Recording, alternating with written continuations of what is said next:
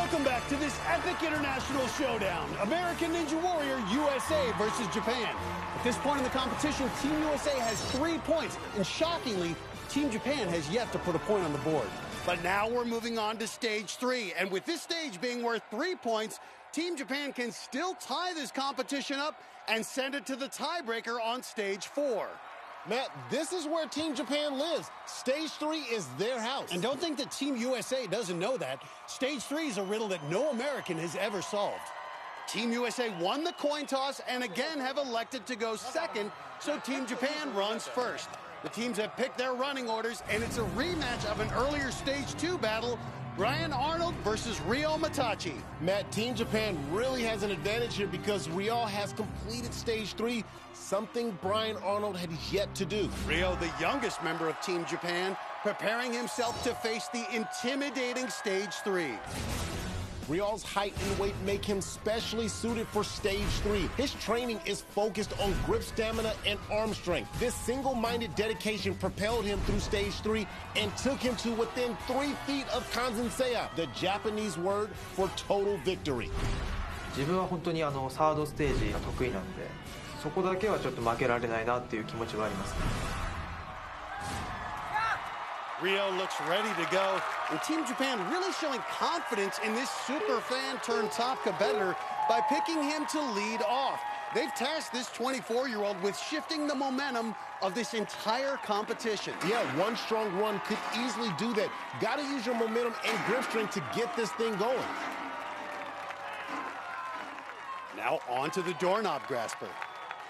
Matt, these knobs spin 360 degrees. You have to get the Tarzan swing thing going.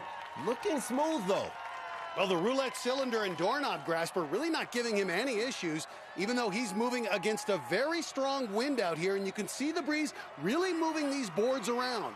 The floating board, such a challenging obstacle under perfect conditions. Yeah, this obstacle requires a combination of grip and leg strength. You have to rely on your grip strength to hold you in place and use your legs to transition from board to board.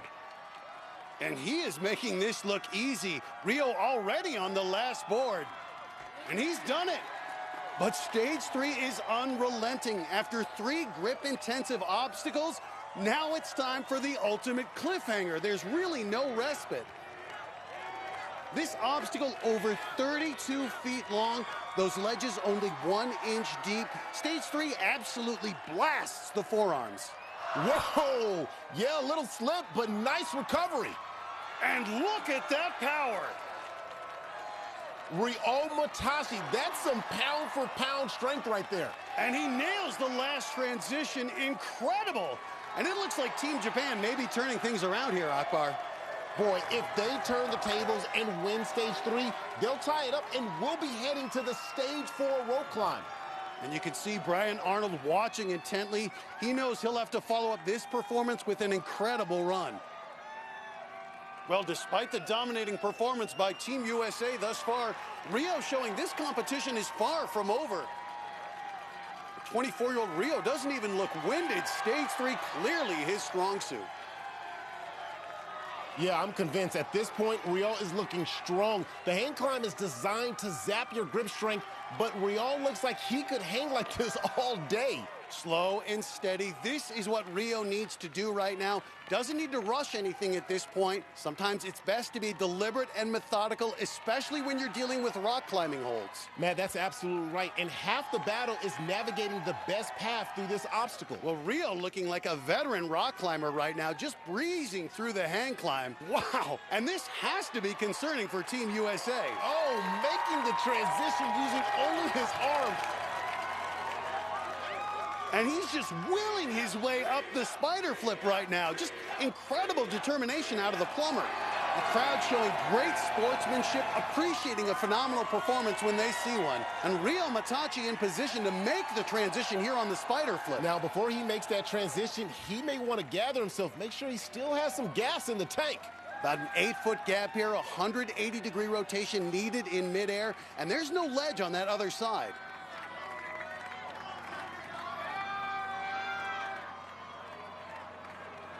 Looks like he's having trouble devising a strategy here on the spider flip. But he does it! nails the spider flip, and this is just what Team Japan needed. Ryo Matachi with a phenomenal run, and Team Japan is cheering him on. And the crowd is going wild. Look at this, Ryo playing to the crowd. Stage 3 has never been completed on American soil, and we may be just moments away from seeing it happen. This is it, the final obstacle, the flying bar. And here he goes on the first bar, and he nails it. Only 3 more leaps to complete stage. Oh, no, he's out. An amazing run by Ryo Matachi ends on the flying bar, and that puts the pressure squarely on Brian Arnold. And the crowd giving it up for Ryo Matachi. You can see the cell phones being held up with the rising sun. Team Japan finally giving them something to cheer about. Ryo nearly had it. He jumped the bar to the first cradle, had a good leap to the second, but just couldn't hang on when the bar landed. So the gauntlet has been thrown down as Team Japan has come to life. Last season, Brian Arnold made it farther than Ryo just did by just 1 leap. It was the most incredible run in the history of American Ninja Warrior. Now to win this match, Brian Arnold will have to do it again. Can lightning strike twice? Find out when American Ninja Warrior USA versus Japan continues.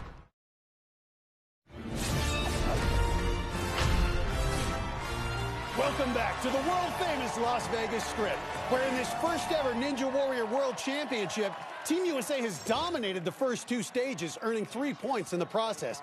But Japan's Ryo Matachi just kicked off stage 3 with an epic run. Now, this stage is worth 3 points, which means Team USA must take this stage to avoid a tiebreaker. And right now, all eyes are on rock climber Brian Arnold. Last season on American Ninja Warrior 5, Brian went further than any other American in history when he made it all the way to the flying bar in stage 3. So here we go. To win this match, Brian Arnold will have to match his Season 5 performance, the greatest ever by an American. You can see him now working the roulette cylinder. You know, with 23 years of rock climbing experience, he knows these types of hanging situations. He's got to keep focused, and he's got to stay calm. Making the transition to the doorknob grasper. This is a man who can unbelievably do 3 one-pinky pull-ups. And Brian right through the doorknob grasper. You know, it's the rock climber's mindset that really helped him get to this point, Akbar. He might not be the fastest, but he is calculated and he is methodical. The floating board's so difficult. The right technique is the key to success here. So strong. Brian Arnold demonstrating textbook technique, using his feet to grip the board and his arms to move. At this point, he's going slower than Ryo did, but still has a long way to go on this stage. You can see him building up some momentum to go for the dismount, and he's got it. Back again at the ultimate cliffhanger.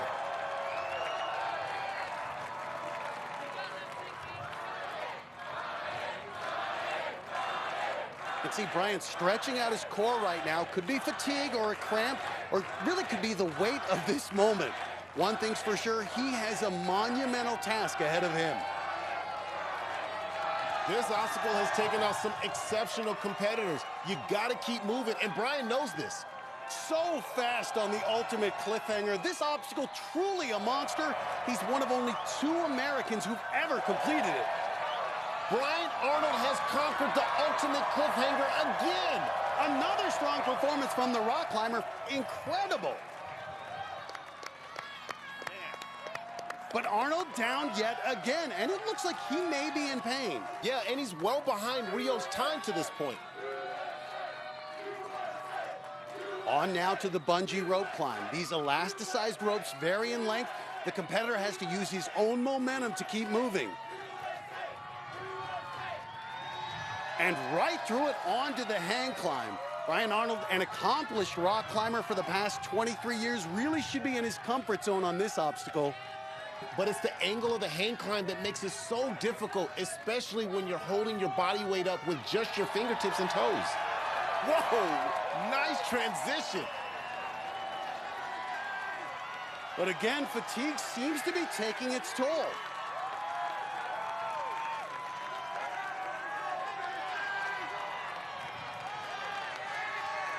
Bryan making his way along the spider flip. The transition's so difficult. His endurance really seems to be reaching its limits, but to fall now would be absolutely devastating. And look at Team USA. They are waiting and praying. They know they need Bryan to make this transition. He's got it. And Bryan Arnold turning in another epic performance on stage 3. This is really his stage. Bryan Arnold answering the call from Ryo and Team Japan. On the flying bar, if he can safely land the second leap, Team USA will win the first match of stage 3. Listen to the crowd. They are going nuts. Bryan has made it to the flying bar for the second time in as many years.